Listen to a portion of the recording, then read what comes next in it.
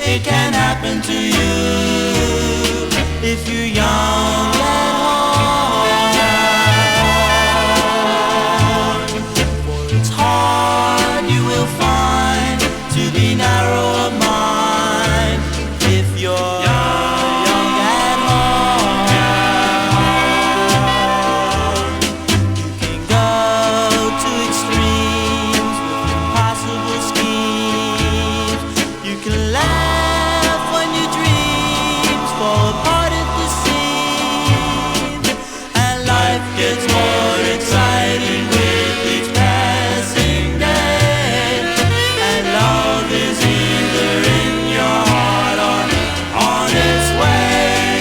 Don't you know that it's worth every treasure on earth to be young at heart? For as rich as you are, it's much better by far to be young at heart.